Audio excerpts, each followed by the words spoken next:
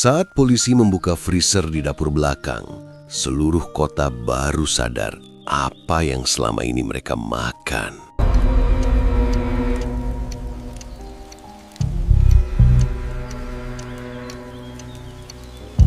Pagi di kota Surya selalu dimulai dengan bau asap knalpot dan teriakan pedagang. Tapi ada satu aroma yang mampu mengalahkan semuanya.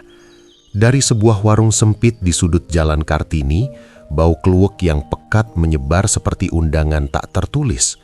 Warung Rawon Mbah Karto. Nama itu beredar dari mulut ke mulut, dari supir angkot sampai pegawai kecamatan. Tidak ada spanduk besar, tidak ada promosi, namun antreannya selalu panjang, bahkan sebelum matahari benar-benar naik. Bangku kayu yang catnya mengelupas penuh sesak, sendok-sendok beradu dengan mangkuk, uap panas mengepul dari kuah hitang legam yang tampak lebih kental dari rawon kebanyakan. Sekali melihat, siapapun bisa tahu, ini bukan rawon biasa. Potongan dagingnya besar, seratnya halus, nyaris hancur hanya dengan ditekan ujung sendok. Tidak berserat kasar seperti daging pasar, tidak berlembak berlebihan, terlalu sempurna untuk sekedar disebut enak.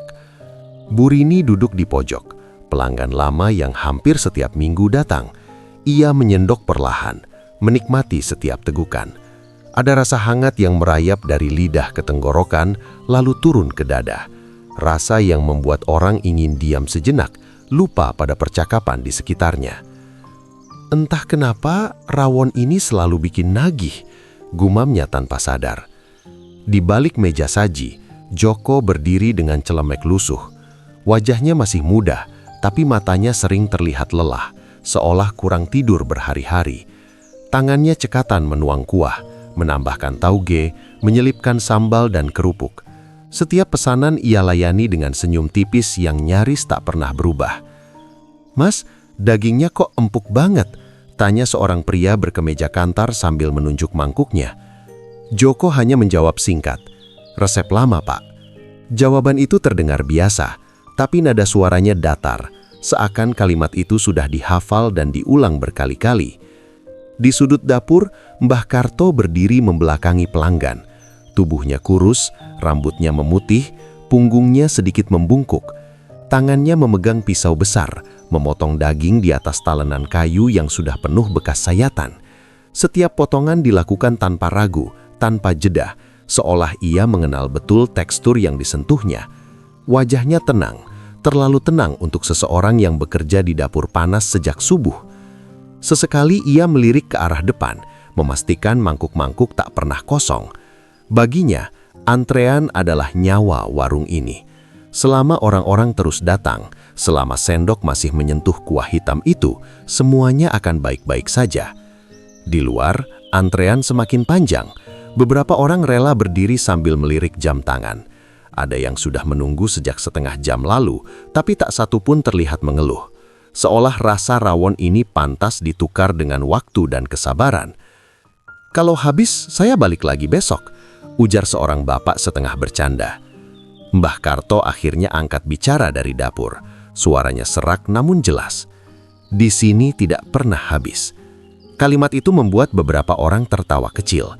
Mereka menganggapnya candaan orang tua yang percaya diri pada dagangannya. Tak ada yang menyadari bahwa ucapan itu diucapkan tanpa senyum. Bu Rini menghabiskan suapan terakhirnya. Ada perasaan aneh yang muncul. Bukan tidak enak, justru sebaliknya. Terlalu enak. Seolah ada sesuatu yang lebih dari sekedar bumbu dan daging. Ia menelan ludah, lalu berdiri. "Seperti biasa, Mbah," katanya saat membayar. Mbah Karto mengangguk pelan. Tatapannya singkat, namun cukup membuat Bu Rini merasa seperti sedang dinilai, bukan sebagai pelanggan, melainkan sebagai sesuatu yang lain. Perasaan itu segera ia tepis. Ia keluar warung dengan perut kenyang dan pikiran ringan, meninggalkan antrean yang tak kunjung surut. Joko membersihkan meja, menghapus sisa kuah yang menetes. Saat ia mengangkat mangkuk kosong, matanya terpaku sesaat pada potongan kecil daging yang tersisa. Wajahnya mengeras, tangannya berhenti bergerak. "Mau bengong sampai kapan?" suara Mbah Karto terdengar dari belakang. Joko tersentak. "Maaf, Mbah." Ia kembali bekerja, tapi kegelisahan tak bisa disembunyikan. Di luar, pelanggan baru terus berdatangan. Di dalam, pisau kembali beradu dengan talenan.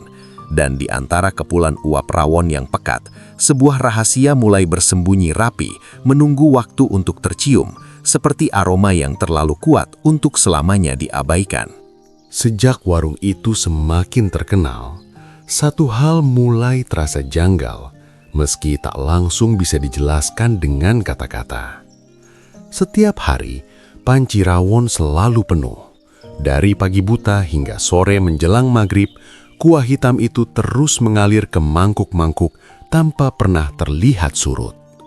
Tidak ada tanda kehabisan, tidak ada pengumuman tutup lebih awal, tidak ada wajah panik di dapur. Seolah bahan baku rawon itu muncul dengan sendirinya.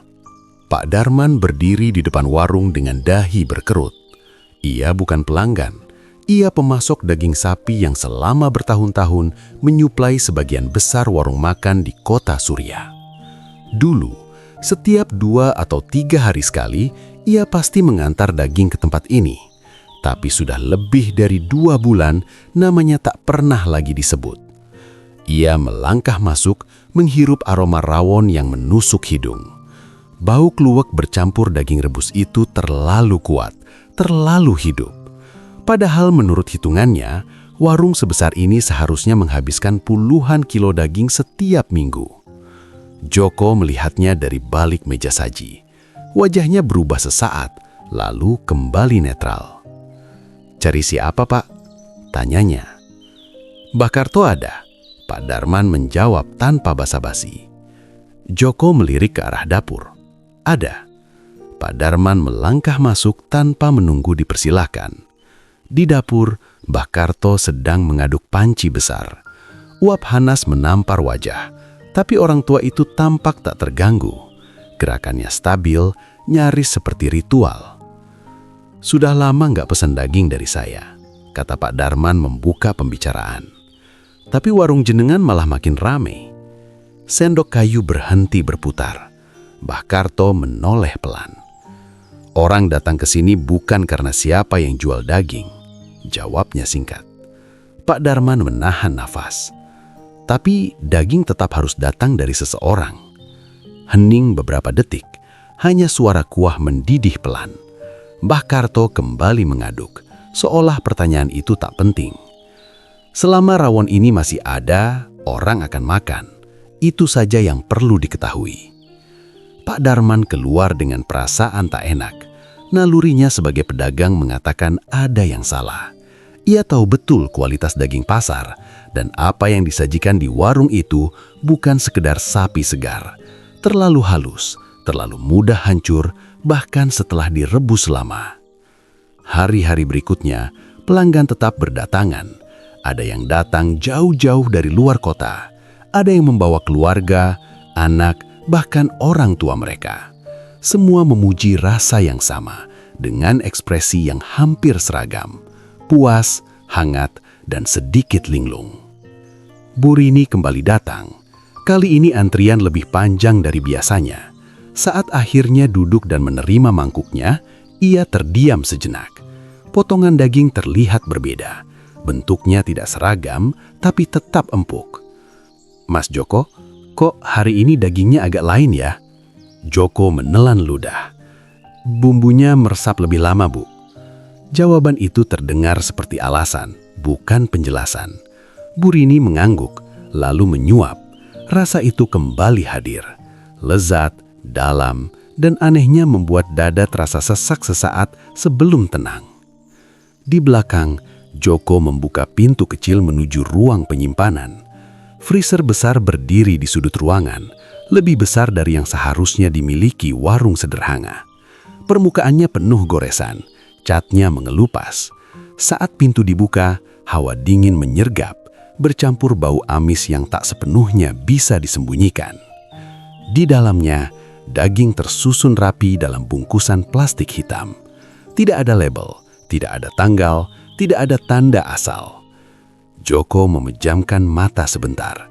Tangannya gemetar saat mengambil satu bungkus. Ia tahu, setiap kali satu bungkus keluar, akan selalu ada pengganti. Selalu. tanpa pernah melihat dari mana datangnya. "Mau sampai kapan kamu lihat-lihat saja?" Suara Mbah Karto muncul dari belakang. Joko terkejut. "Saya cuma ambil stok, Mbah." "Ambil secukupnya saja. Di sini yang berlebihan justru bikin orang curiga." Kalimat itu terngiang di kepala Joko saat ia menutup freezer. Di luar, mangkuk-mangkuk kosong terus bertambah. Tak satupun pelanggan bertanya dari mana daging itu berasal. Mereka hanya ingin satu hal, semangkuk rawon yang rasanya tak pernah berubah. Dan selama itu masih terpenuhi, tak ada yang benar-benar peduli mengapa daging di warung ini seolah tak pernah habis. Perubahan itu tidak datang sekaligus, melainkan merayap pelan seperti bayangan sore yang memanjang tanpa disadari. Awalnya hanya obrolan ringan di warung kopi, lalu bisik-bisik di teras rumah, sampai akhirnya menjadi kalimat yang diucapkan dengan suara diturunkan. Orang-orang mulai membicarakan mereka yang tak lagi terlihat. Wajah-wajah yang dulu akrab di sudut jalan, kini seolah lenyap begitu saja. Seorang pria tua yang biasa tidur di halte dekat pasar, tak pernah muncul lagi. Disusul pemulung perempuan yang sering menyanyi pelan sambil menarik karung. Lalu seorang pengamen dengan gitar reyot yang hampir tiap malam duduk di lampu merah. Tidak ada yang langsung menghubungkan kejadian-kejadian itu. Kota Surya memang kota yang sibuk, orang datang dan pergi. Tapi jumlahnya terlalu banyak untuk disebut kebetulan. Sari mulai menyadarinya saat pulang kuliah. Ia melewati gang sempit di belakang kos, jalan pintas yang biasa ia lewati. Biasanya ada 2 atau 3 orang duduk di sana, mengobrol atau sekedar bahan di atas kardus. Malam itu, gang itu kosong, terlalu kosong. Hanya bau lembab dan suara tetesan air dari talang. Keesokan harinya, ia duduk di warung rawon Mbah Karto bersama temannya. Antrean tetap panjang, wajah-wajah lapar menunggu dengan sabar. Sari memperhatikan sekitar, ada sesuatu yang mengusiknya sejak semalam. Kamu sadar nggak?" katanya pelan. "Yang sering tidur di belakang kos kita itu udah lama nggak kelihatan." Temennya mengangguk. "Paling pindah." Sari mengangguk, tapi pikirannya tidak tenang. Saat itu matanya menangkap sosok Joko yang sedang mengantar mangkuk. Pandangan mereka bertemu sesaat. Joko cepat-cepat memalingkan wajah. Rawon di depan Sari mengepul panas. Aroma keluaknya kuat. Ia menyendok pelan, lalu berhenti. Potongan daging itu terlihat familiar, bukan bentuknya, tapi perasaan yang muncul. Ia teringat sesuatu. Beberapa hari lalu, ia melihat seorang gelandangan masuk ke gang samping warung ini, mendorong gerobak kecil. Sejak itu orang itu tak pernah terlihat lagi. "Mas," Sari memanggil Joko saat warung agak sepi. "Aku mau tanya." Joko mendekat. "Iya? Kemarin aku lihat ada orang masuk ke gang belakang. Emang situ bisa lewat kemana?" Joko terdiam terlalu lama. "Gudang," jawabnya akhirnya. "Buat barang." "Gudang apa?" "Gudang lama," katanya cepat. Lalu berlalu sebelum pertanyaan lain muncul. Sari menatap punggungnya. Ada sesuatu yang tidak ingin ia dengar, dan Joko tidak ingin mengatakannya. Sementara itu, Pak Darman berdiri di pos ronda malam hari bersama beberapa warga. Obrolan berputar-putar di topik yang sama. "Yang tidur di bawah jembatan itu juga hilang," kata seseorang. "Iya, sama yang suka minta rokok di pertigaan." Pak Darman menghela napas. Kota ini nggak pernah kehilangan orang sebanyak ini dalam waktu singkat. Tidak ada yang menimpali. Mereka semua tahu, tapi tak satu pun berani menyebutkan dugaan yang sama. Nama warung itu melintas di kepala masing-masing, namun tak keluar dari mulut. Di dapur warung, Joko berdiri memandangi talanan kosong. Pisau tergeletak, belum digunakan. Mbah Karto duduk di bangku kecil, membersihkan tangannya dengan lap tua. "Kamu gelisah," kata Mbah Karto tanpa menoleh. Joko menelan ludah. Orang-orang mulai ngomong, "Mbah." Orang selalu ngomong, selama mereka masih makan, omongan itu akan hilang. Kalau mereka berhenti makan, Mbah Karto menatapnya. Tatapan itu dingin, tajam, dan penuh keyakinan. Itu tidak akan terjadi. Joko menunduk. Ia teringat wajah-wajah yang pernah melihatnya di sekitar warung, lalu menghilang. Ia ingin percaya bahwa semua ini hanya kebetulan. Kota besar memang kejam, tapi setiap kali ia membuka freezer, setiap kali ia menyentuh bungkusan plastik hitam itu, keyakinannya runtuh sedikit demi sedikit. Malam itu, Sari berdiri di depan gang belakang warung. Ia tidak tahu apa yang ia cari. Mungkin hanya ingin membuktikan bahwa pikirannya terlalu liar. Lampu jalan redup, bayangan bergerak samar. Dari kejauhan, ia melihat pintu belakang warung terbuka sesaat, lalu tertutup kembali. Seseorang masuk, tidak ada yang keluar. Sari melangkah mundur perlahan, jantungnya berdegup kencang. Ia sadar ada hubungan antara rawon yang tak pernah habis dan orang-orang yang tak pernah kembali. Hubungan yang belum bisa ia buktikan, tapi terlalu kuat untuk diabaikan. Di dalam warung, panci rawon kembali dipanaskan untuk esok hari. Kuah hitam berputar pelan, menelan potongan daging baru. Di luar, kota Surya tetap hidup, seolah tak peduli pada mereka yang menghilang. Dan selama rasa itu masih membuat orang datang berbondong-bondong, kehilangan hanyalah cerita yang cepat dilupakan. Laporan pertama masuk tanpa suara keras, tanpa sorotan. Hanya selembar kertas di meja pelayanan Polsek Kota Surya, diisi dengan tulisan tangan yang ragu-ragu. Tidak ada nama lengkap, hanya inisial. Isinya singkat, terlalu singkat untuk ukuran sesuatu yang seharusnya mengkhawatirkan. Orang-orang menghilang, terakhir terlihat di sekitar Jalan Kartini. Tidak ada saksi, tidak ada bukti. IPTU Arif membaca laporan itu sambil berdiri.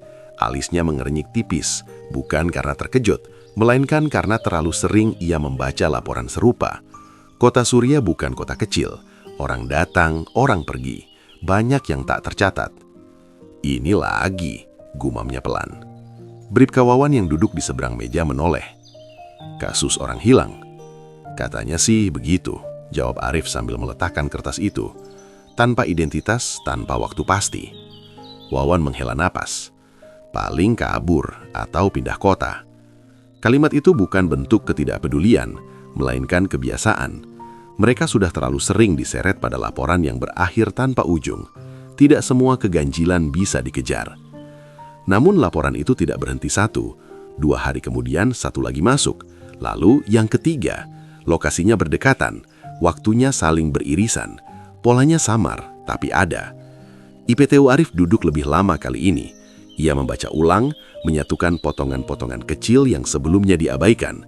Nama jalan yang sama, gang yang sama, keterangan yang berulang. Terakhir terlihat membeli makanan. Makanan, Arif mengangkat wajah. Bribka Wawan mendekat. Di sekitar situ banyak warung. Arif tidak menjawab. Ia mengambil map lain, membuka catatan lama. Di sudut ingatannya ada satu tempat yang terlalu sering disebut orang akhir-akhir ini. Warung rawon Mbah Karto. Terkenal, ramai, tidak pernah sepi. Warung ramai justru jarang aneh, kata Wawan seolah membaca pikirannya. Banyak saksi.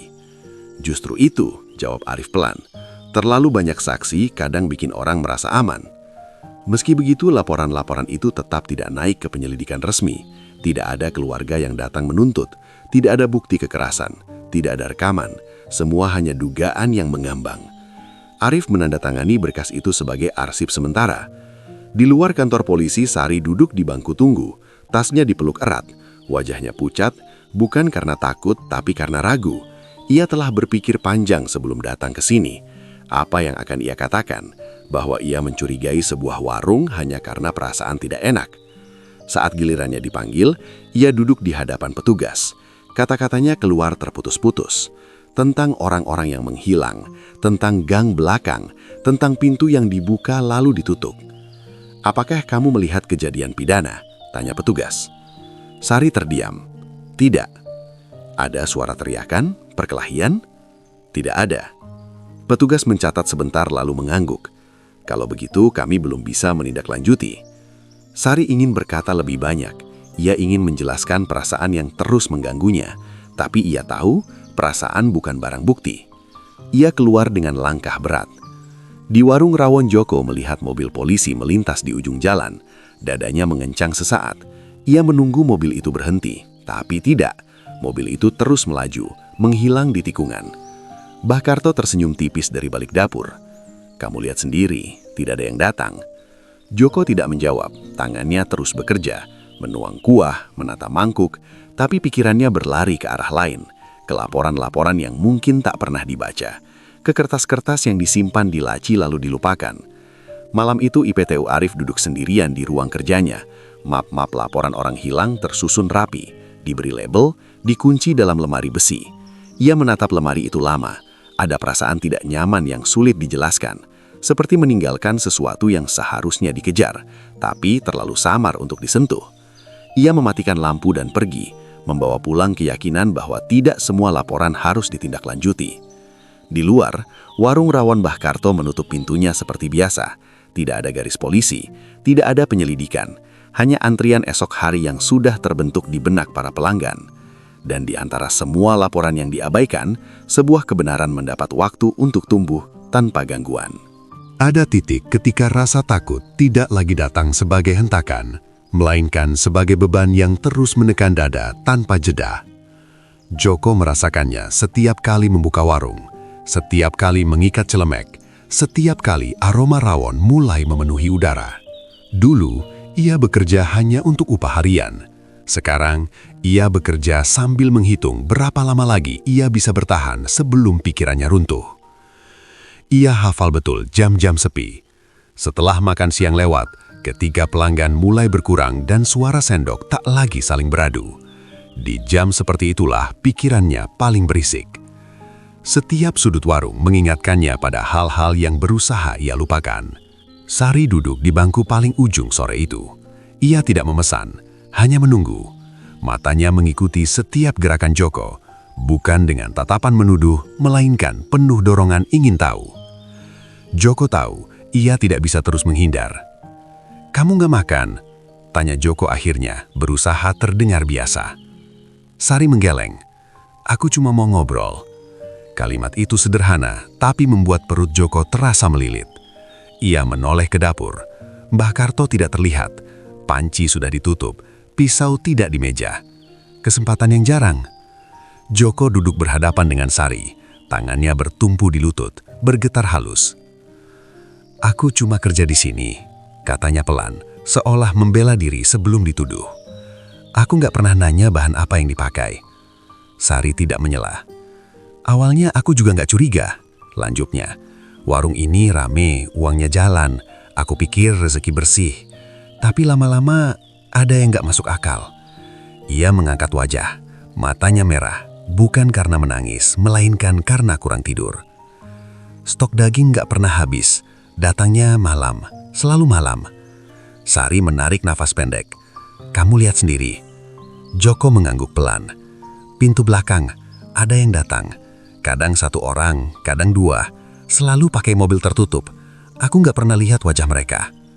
"Terus dagingnya?" Joko menunduk.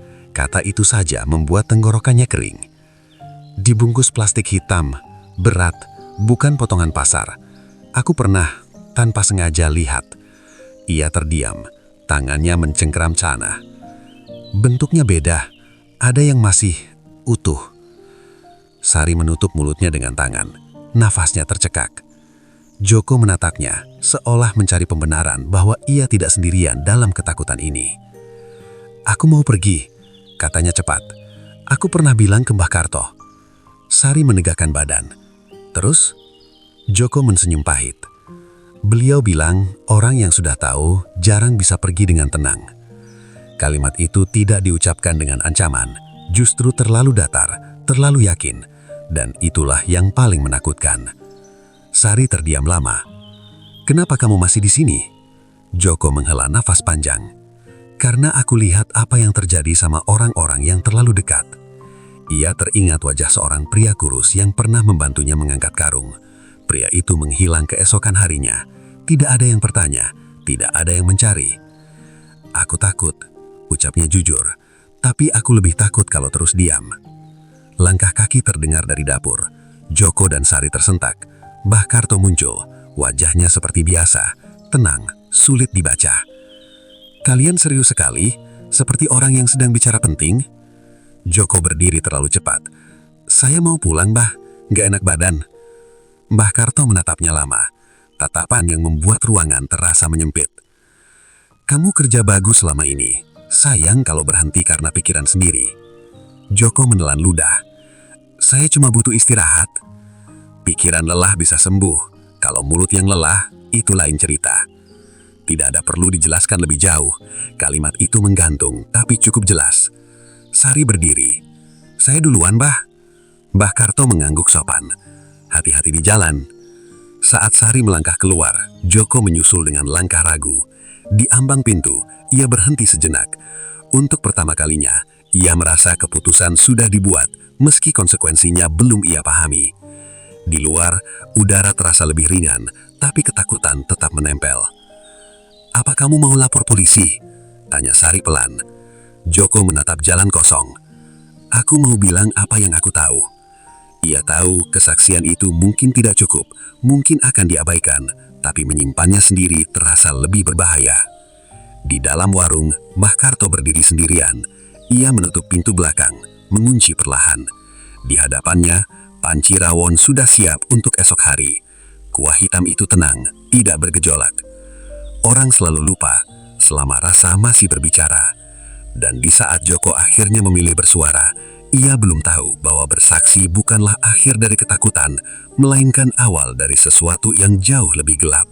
Penyelidikan itu tidak dimulai dengan garis polisi atau penggerebekan, melainkan dengan perasaan mengganjal yang terus menolak pergi. IPTU Arif membawa pulang kesaksian Joko dalam kepalanya, bukan dalam berkas resmi.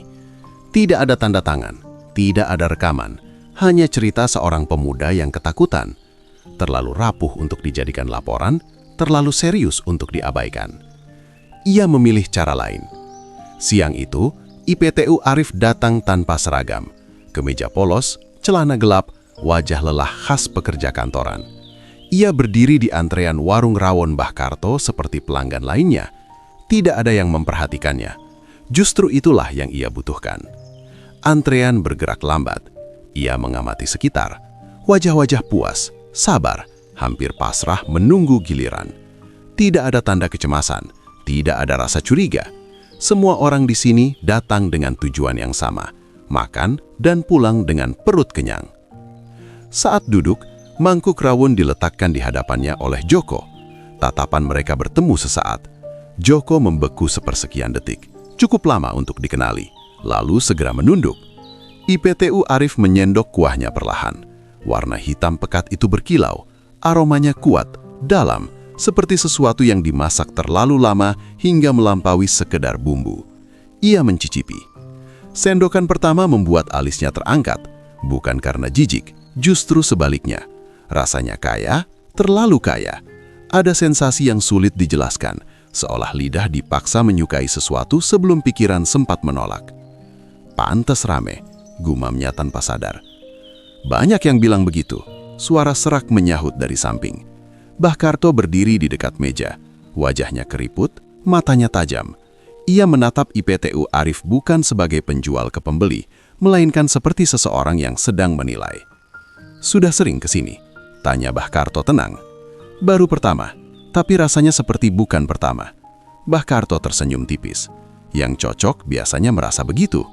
IPTU Arif mengangguk, lalu memakan dagingnya. Potongan itu empuk, nyaris tak perlu dikunyah.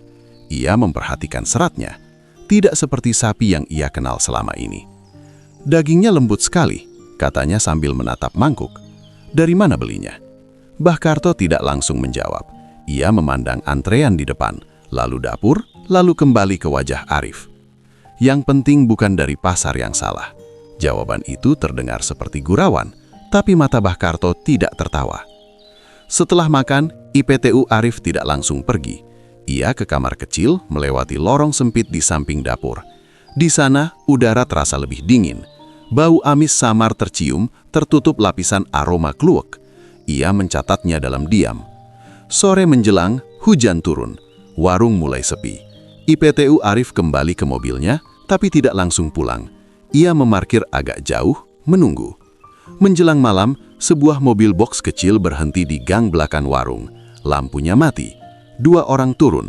Tidak banyak gerak, tidak banyak bicara. Pintu belakang dibuka sebentar, lalu tertutup kembali. IPTU Arif mencondongkan tubuhnya. Jantungnya berdegup pelan, teratur. Ia tidak melihat jelas apa yang dibawa masuk, tapi ia melihat cukup untuk tahu bahwa ini bukan aktivitas warung biasa. Pelan-pelan, suara seseorang terdengar lirih dari arah gang. Arif mencatat waktu, mencatat jumlah orang, mencatat pola. Keesokan harinya, ia kembali, kali ini bersama Bribka Wawan, masih tanpa seragam. "Kita cuma makan," kata Arif singkat. Wawan mengangguk, meski wajahnya tegang. Kalau Joko benar, ini gila. Mereka duduk di meja berbeda. Joko melayani dengan tangan gemetar. Ia tidak berani menatap lama. Keringat mengalir di pelipisnya meski warung tidak panas. Setelah makan, Arif berdiri dan sengaja menjatuhkan sendok di dekat dapur. Saat membungkuk mengambilnya, ia melirik ke dalam. Freezer besar terlihat sekilas, terlalu besar untuk warung sekecil ini. Mbah Karto sudah berdiri di belakangnya. "Mencari apa?" tanyanya. "Sendok," jawab Arif santai. Mbah Karto tersenyum. "Hati-hati, dapur bukan tempat semua orang nyaman." Tatapan mereka bertemu. Tidak ada permusuhan, tapi ada pengenalan.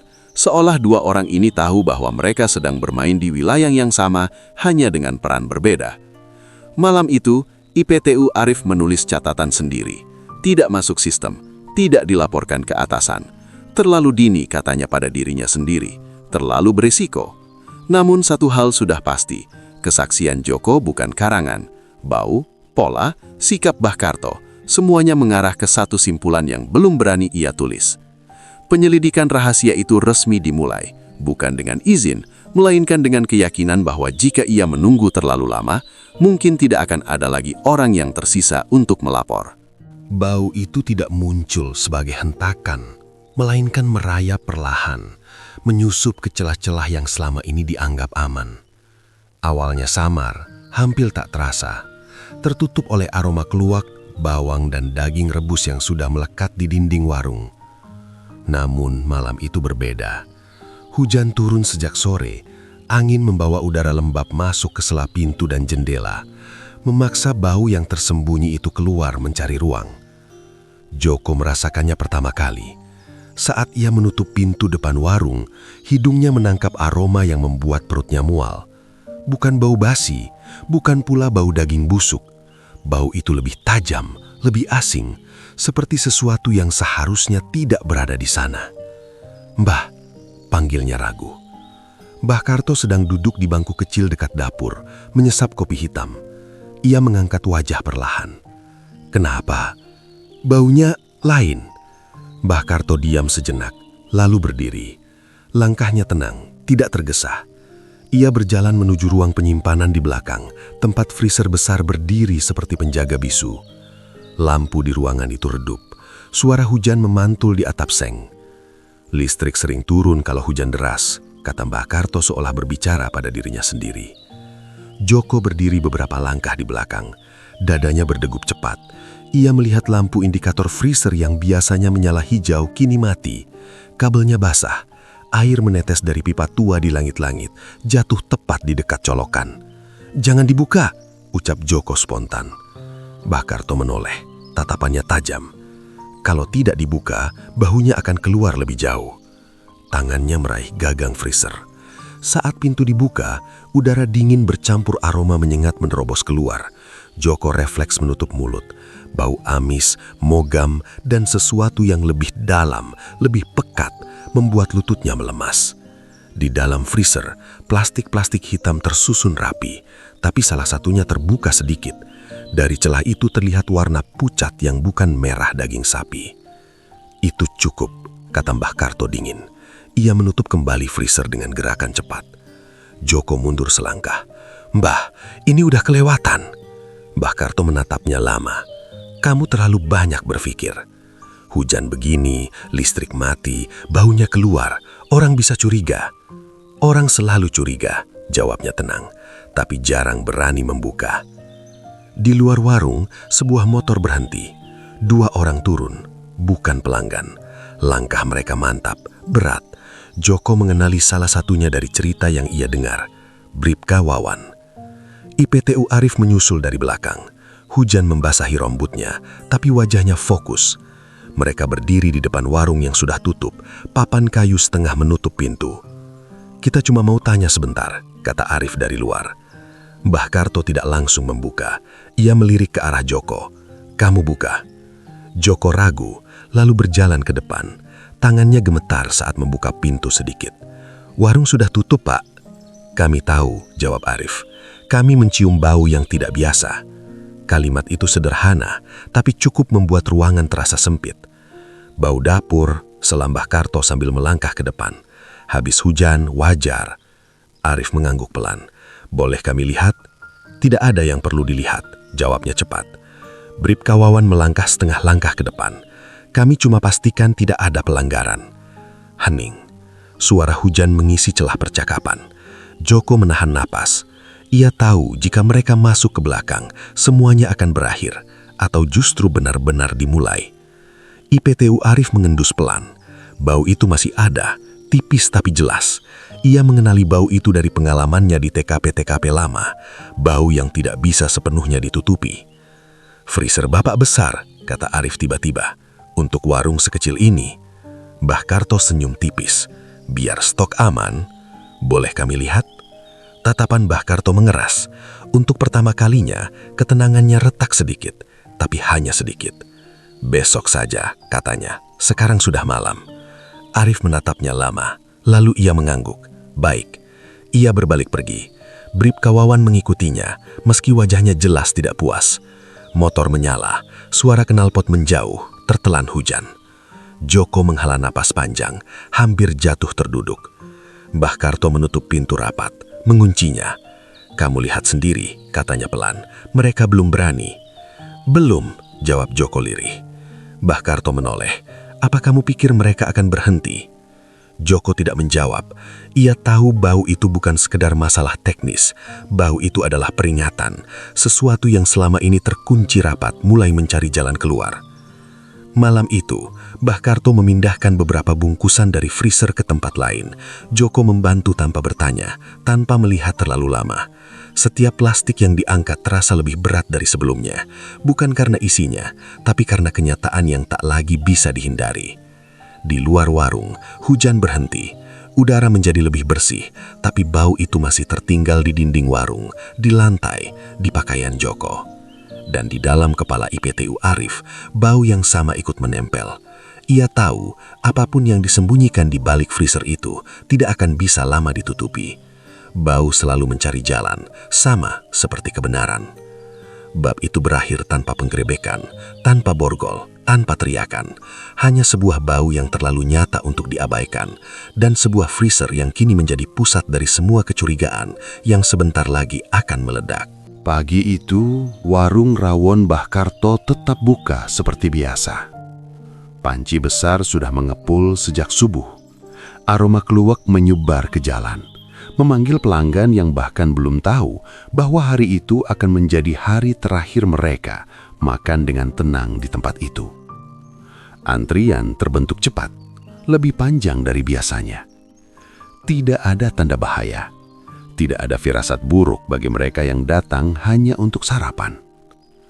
Joko berdiri di balik meja saji dengan tangan dingin. Sejak subuh, dadanya terasa berat, seolah ada sesuatu yang menekan dari dalam. Ia memperhatikan setiap orang yang masuk, setiap suara motor yang berhenti di depan warung. Matanya beberapa kali melirik ke ujung jalan, tempat mobil bisa muncul kapan saja. "Mas, seperti biasa ya?" kata seorang pelanggan sambil tersenyum. Joko mengangguk, menuangkan kuah dengan gerakan otomatis. Wajahnya tenang, tapi pikirannya kacau. Ia tahu jika hari ini tidak terjadi apa-apa, mungkin besok justru akan lebih buruk. Di dapur, Mbah Karto berdiri dengan sikap yang sama seperti hari-hari sebelumnya. Tenang, terkontrol, seolah dunia di luar dapurnya tidak pernah berubah. Ia memotong daging, memasukkannya ke panci, mengaduk perlahan. "Jangan gugup," katanya tanpa menoleh. "Orang bisa mencium kegugupan." Joko tidak menjawab. Ia tahu bau yang akan dicium hari ini bukan bau takutnya. Sekitar pukul 10, suasana berubah. Sebuah mobil hitam berhenti tepat di depan warung. Disusul dua mobil lain dari arah berlawanan. Pintu-pintu terbuka hampir bersamaan. Beberapa pria berseragam turun dengan langkah cepat dan terkoordinasi. Pelanggan terdekat menoleh. Ada yang berdiri, ada yang membeku sambil memegang sendok. "Polisi?" bisik seseorang. IPTU Arif melangkah paling depan. Wajahnya tegas, tanpa emosi berlebihan. Bribka Wawan mengikutinya bersama beberapa anggota lain. Semua tetap di tempat. ujar Arif dengan suara jelas. Tidak ada yang keluar. Suasana warung berubah seketika. Kursi bergeser, sendok jatuh ke lantai, kuah tumpah di meja. Beberapa pelanggan panik. "Apa-apaan ini, Pak?" teriak seorang pria. "Pemeriksaan," jawab Arif singkat. Joko berdiri kaku, matanya bertemu dengan Arif. Tidak ada kejutan di sana, hanya kepastian, seolah momen ini memang sudah lama ditunggu. Mbah Karto keluar dari dapur. Celemeknya masih terikat rapi. Wajahnya tetap tenang bahkan saat melihat seragam-seragam itu memenuhi ruang warungnya. Pagi-pagi sudah ramai. Ada keperluan apa? Kami mendapat laporan dan temuan awal. Kami akan memeriksa dapur dan ruang penyimpanan. Warung ini bersih, ujar Mbah Karto. Pelanggan saya bisa membuktikan. Bersih itu relatif, kata Arif. Silakan minggir. Dua anggota polisi langsung menuju dapur. Joko mundur perlahan, memberi jalan. Nafasnya tercekat saat mereka mendekati pintu ruang penyimpanan. Freezer ada di sini, ucap Bribka Wawan. Pintu dibuka. Bau itu keluar tanpa bisa dicegah. Tidak lagi samar, tidak lagi tertutup. Bau amis yang tajam menyergap ruangan, membuat beberapa pelanggan menutup hidung, bahkan ada yang muntah di tempat. "Apa-apaan ini?" teriak seseorang. Polisi membuka freezer. Plastik-plastik hitam tersusun rapi, tapi kali ini tidak semuanya tertutup sempurna. Salah satu bungkusan terbuka, memperlihatkan potongan tubuh manusia yang tak lagi bisa disangkal. Hening sejenak, lalu kekacauan. "Ya Tuhan," suara Bu Rini terdengar gemetar dari sudut warung. Sendoknya jatuh, tubuhnya limbung. "Rawon ini, kita makan ini," seseorang berteriak histeris. Polisi bergerak cepat, area diamankan. Beberapa pelanggan dipandu keluar, garis polisi mulai dipasang. Kamera ponsel merekam dari kejauhan. IPTU Arif menoleh ke arah Mbah Karto. "Anda ditahan." Mbah Karto tidak melawan.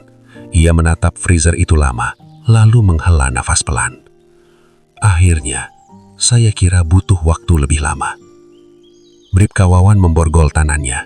Logam berbunyi lirih, kontras dengan kekacauan di sekitarnya. "Kamu tahu apa yang kamu lakukan?" tanya Arif. Mbah Karto menoleh, matanya tajam namun tenang. "Saya tahu persis." Joko terduduk di kursi, kakinya lemas. Air matanya jatuh tanpa suara. Seorang polisi menghampirinya. "Kamu Joko?" Ia mengangguk. "Kamu saksi," kata Arif dari kejauhan. "Dan kamu aman sekarang." "Aman," kata itu terdengar asing. Joko menutup wajahnya dengan kedua tangan. Ia tidak tahu apakah aman berarti bebas atau justru harus menghadapi ingatan seumur hidup. Di luar, warga mulai berkumpul. Bisik-bisik berubah menjadi teriakan. Nama warung itu diucapkan dengan nada jijik dan tak percaya. "Rawon daging manusia." Mobil ambulans datang. Petugas forensik masuk membawa perlengkapan. Warung yang dulu dipenuhi aroma menggoda, kini dipenuhi bau kematian yang tak lagi bisa disembunyikan.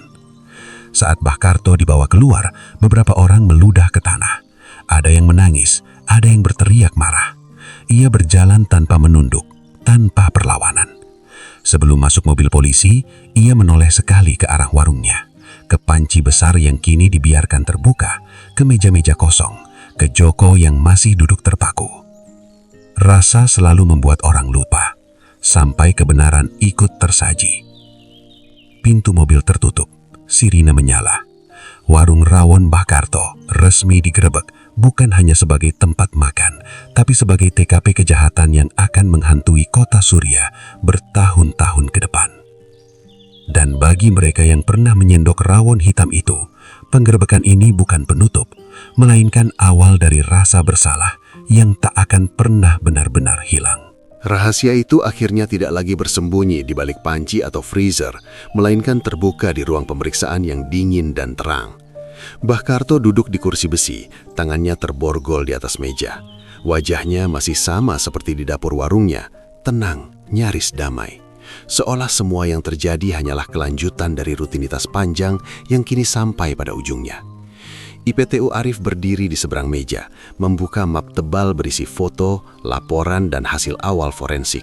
Setiap lembar adalah potongan kebenaran yang selama ini tersembunyi.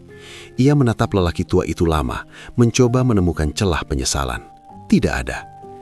"Kami sudah tahu daging itu bukan sapi," kata Arif akhirnya.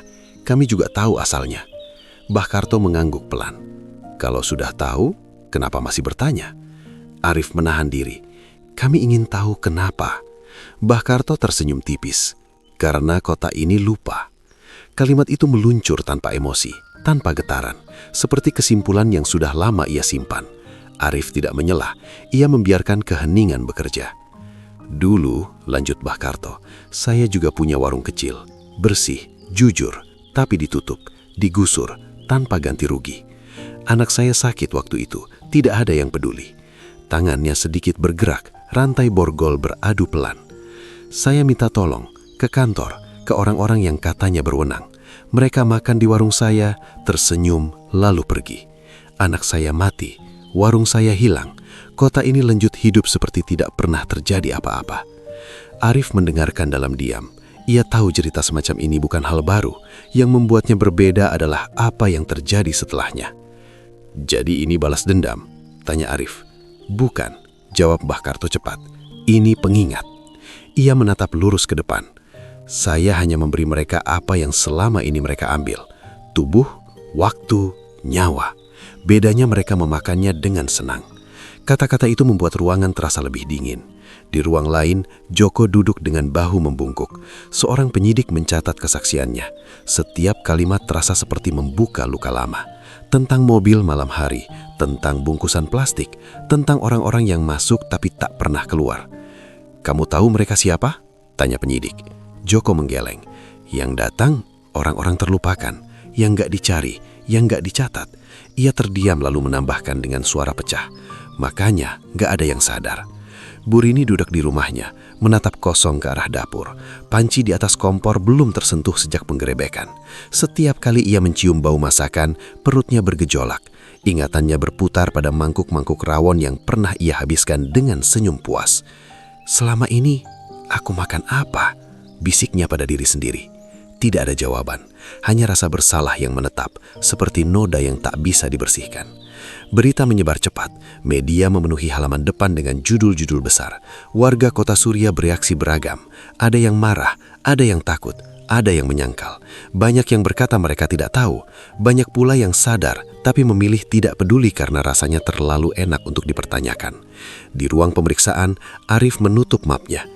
"Kamu sadar apa yang kamu lakukan akan membuat banyak orang hancur." Mbah Karto mengangguk. "Mereka hancur karena akhirnya ingat." "Dan kamu?" "Nama saya akan diingat," jawabnya tenang. "Warung itu akan diingat. Kota ini tidak akan bisa pura-pura lupa lagi." Tidak ada penyesalan di sana, hanya keyakinan yang mengerikan. Saat dibawa ke sel, langkah Mbah Karto tetap stabil. Ia melewati lorong panjang dengan lampu putih menyilaukan. Di balik jeruji, ia duduk, memejamkan mata, seperti seseorang yang akhirnya selesai bekerja. Di luar, warung rawon Mbah Karto telah disegel. Papan kayu dipaku di pintunya. Tidak ada lagi antrean, tidak ada lagi aroma keluek yang menggoda. Hanya bangunan kosong dengan bekas garis polisi dan dinding yang masih menyimpan bau masa lalu. Joko berdiri di seberang jalan, menatap warung itu lama. Ia bebas, kata mereka, tapi kebebasan itu terasa berat. Setiap malam, ia masih terbangun dengan ingatan yang sama. IPTU Arif melaporkan kasus itu sebagai penutupan besar. Secara hukum, semuanya selesai. Tapi di kepalanya ada pertanyaan yang terus berputar. Berapa banyak kebenaran yang selama ini diabaikan karena terlalu nyaman untuk dibuka? Rahasia itu kini telah terungkap, bukan hanya tentang daging manusia dalam semangkuk rawon, melainkan tentang kota yang memilih kenyang daripada peduli, tentang orang-orang yang hilang karena tak ada yang mencari, tentang rasa yang membutakan nurani. Dan di kota Surya, setiap kali seseorang mencium aroma rawon dari warung lain, ada jeda singkat sebelum mereka menyendok. Jeda untuk bertanya dalam hati, bukan tentang rasa, tetapi dari asal. Karena sejak hari itu, tak ada lagi makanan yang benar-benar terasa polos.